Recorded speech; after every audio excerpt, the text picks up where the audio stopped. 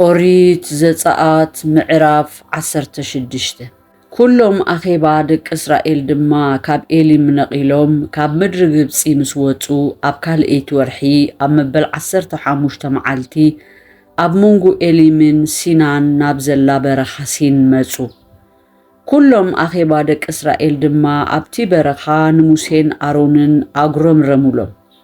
ደቂ እስራኤል ከዓ እቲ ኣብ ጥቓ ቁራዕ ስጋ ኮፍ ኢልና እንጌራ ክሳዕ ንጸግብ ክንበልዕ ከሎና ብኢድ እግዚአብሔር ኣብ ምድሪ ግብፂ እንተንመውት መን መሃበና፣ ንስኻትኩም ነዚ ኩሉ አኼባ ብጥሜት ክትቀትሉ ናብ በረኻ ኣውጻእኩምና በልዎም። ሽዑ እግዚአብሔር ንሙሴ በሎ፣ እንሆ ኣነ ካብ ሰማይ እንጌራ ከዝንመልኩም እየ። እቶም ህዝቢ ብሕገይ ዝኸዱ እንተኾኑ ወይስ እንተ ዘይኮኑ ምእንቲ ክፍትኖምሲ እናወፁ ነንመዓልቱ ዘድሊ ይእረዩ። ክኸውን ድማዩ ብሳድሰይቲ መዓልቲ ከዳልዉ ዘምጽእዎ ነቲ ነንመዓልቲ ዝኣርይዎ ኻዕበቱ ይኹን። ሙሴን አሮንን ድማ ንኩሎም ደቂ እስራኤል እግዚአብሔር ካብ ምድሪ ግብፂ ከም ዘውፅኣኩም ምሸት ክትፈልጡ ኢኹም፣ ብጌሓት ከዓ ክብሪ እግዚአብሔር ክትርእዩ ኢኹም። እቲ ንእግዚአብሔር ምጉርምራምኩም ሰሚዕዎ እሞ ንኣና እተጉረምርሙልናስ ንሕና እንታይ ኢና በልዎም። ሙሴ ድማ እዚ እግዚአብሔር ምሸት ስጋ ንምብላዕ ብጌሓት ከዓ እንጌራ ንምጽጋብ ንኣኻትኩም ብምሃቡ እዩ ዝኸውን። እግዚአብሔር እቲ ዘጉረምረምኩምሉ ምጉርምራም ሰሚዕዎ እሞ ንሕና እንታይ ኢና ንእግዚአብሔር ኢኹም እምበር ንዓና ኣይኮንኩምን ዘጉረምረምኩምልና በለ። ሙሴ ድማ ንኣሮን ንኩሉ አኼባ ደቂ እስራኤል ምጉርምራምኩም ሰሚዑ እዩ እሞ ኣብ ቅድሚ እግዚአብሔር ቅረቡ በሎም በሎ። ኮነ ከዓ አሮን ብዘሎ አኼባ ደቂ እስራኤል ምስ ተዛረበ ንሳቶም ንበረኻ ገጾም ጠመቱ። እንሆ ከዓ ክብሪ እግዚአብሔር ብደበና ተራእየ። እግዚአብሔር ድማ ንሙሴ ከምዚ ኢሉ ተዛረቦ፣ ምጉርምራም ደቂ እስራኤል ሰሚዐ እየሞ ምሸት ስጋ ክትበልዑ ኢኹም፣ ብጌሓት ከዓ እንጌራ ክትጸግቡ ኢኹም። ኣነ እግዚአብሔር ኣምላኽኩም ምዃነይ ክትፈልጡ ኢኹም ኢልካ ተዛረቦ።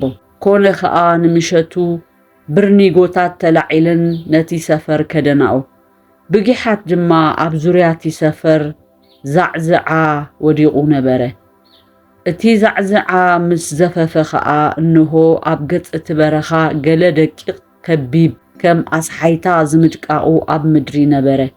ደቂ እስራኤል ድማ እዚ ምስ ረኣዩ እንታይ ምዃኑ ኣይፈለጡን እሞ እዚ እንታይ እዩ ኢሎም ንሓድሕዶም ተሓታተቱ። ሙሴ ከዓ እዚ እግዚአብሔር ክትበልዕዎ ዝሃበኩም እንጌራ እዩ። እቲ እግዚአብሔር ዝኣዘዞ ነገር ድማ እዚ እዩ፣ ነፍሲ ወከፍ ንብልዑ ዝኣክል ካብኡ ይኣክብ። ከም ፍቕዲ ነፍሳትኩም ንነፍሲ ወከፍ ሓደ ጎመር ነፍሲ ወከፍ ነቶም ኣብ ድንኳኑ ዘለዉ ይውሰደሎም በሎም። ደቂ እስራኤል ድማ ከምኡ ገበሩ። ሓደ ብዙሕ ሓደ ከዓ ሒደት ኣከቡ፣ ብጎመር ድማ ሰፈርዎ። እቲ ብዙሕ ዝኣከበ ኣየትረፈ፣ እቲ ሒደት ዝኣከበ ከዓ ኣየጉደለ። ነፍሲ ወከፍ እቲ ብልዑ ዝኣክሎ ኣከበ። ሙሴ ድማ ሓደ እኳ ካብኡ ገለ ክሳዕ ንጽቢሒቱ ኣየትረፍ በሎም። ንሙሴ ግና ኣይሰምዕዎን እሞ ገለ ሰባት ካብኡ ክሳዕ ንጽቢሒቱ ኣትረፉ። ንሱ ከዓ ሓሰኸ በድበደ ድማ። ሙሴ ከዓ በኣታቶም ተናደደ። ነፍሲ ወከፍ ንግሆ ንግሆ ካብኡ መጠን ብልዑ ዝኣክል ይእክብ ነበረ። ፀሓይ ምስ ሞቐት ግና መኸኸ። ኮነ ከዓ በታ ሳድሰይቲ መዓልቲ ካብቲ እንጌራ ኻዕበት ኣከቡ። ክልተ ጎመር ንሓደ ኩሎም ሓላቑ። እቲ አኼባ ድማ መጺኦም ንሙሴ ነገርዎ። ንሱ ከዓ እዚ እቲ እግዚአብሔር ዝበሎ እዩ፣ ጽባሕ ክቡር ዕረፍቲ ንእግዚአብሔር ቅድስቲ ሰንበት እያ። እቲ ስንክትዎ ሰንክቱ፣ እተፍልሕዎ እውን ኣፍልሑ። እቲ ዝተረፈ ኩሉ ከዓ ኣንብርዎ፣ ክሳዕ ጽባሕ ይተሓለወልኩም በሎ።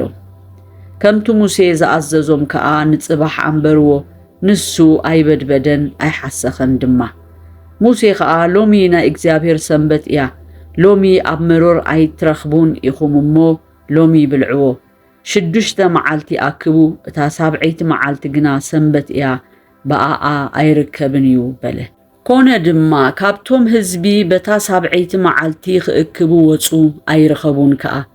እግዚአብሔር ድማ ንሙሴ ክሳዕ መዓስ ኢኹም ትእዛዛተይን ሕጋጋተይን ምሕላው ተኣብዩ ረአዩ እግዚአብሔር ሰንበት ሂብኩም ይሞ ስለዚ በታሳድ ሰይት መዓልቲ ንኽልተ መዓልቲ ዝኸውን እንጌራ ይህበኩም አሎ ነፍስ ወከፍ አብዘዘለዎ ይቀመጥ በታሳብዐይቲ መዓልቲ ሓደ እኳ ካብ ስፍርኡ አይውፃእ በሎ እቲ ህዝቢ ኸኣ በታሳብዐይቲ መዓልቲ ዓረፈ ቤት እስራኤል ድማ ስሙ ማና በልዎ ፍረ ጻዕዳ ይመስል ነበረ ጻዕዳ ኸኣ ነበረ ምጥዓሙን ከም ሕምባሻ ምስ መዓር ነበረ ሙሴ ድማ በለ እግዚአብሔር ሲ እቲ ካብ ምድሪ ግብፂ ኸውፃኣኩም ከለኹ ኣብ በረኻ ዝመገብኩኹም እንጌራ ምእንቲ ክርእዩስ ካብኡ ሓደ ጎመር ምልኡ ንውልድ ወለደኹም ከኣ ይተዓቆር ኢሉ እዚ ነገር እዚ ኣዘዘ ሙሴ ድማ ንኣሮን ኣቕሓ ኣምፂእካ ናብኡ ሓደ ጎመር ሙሉእ ማና ኣእቱ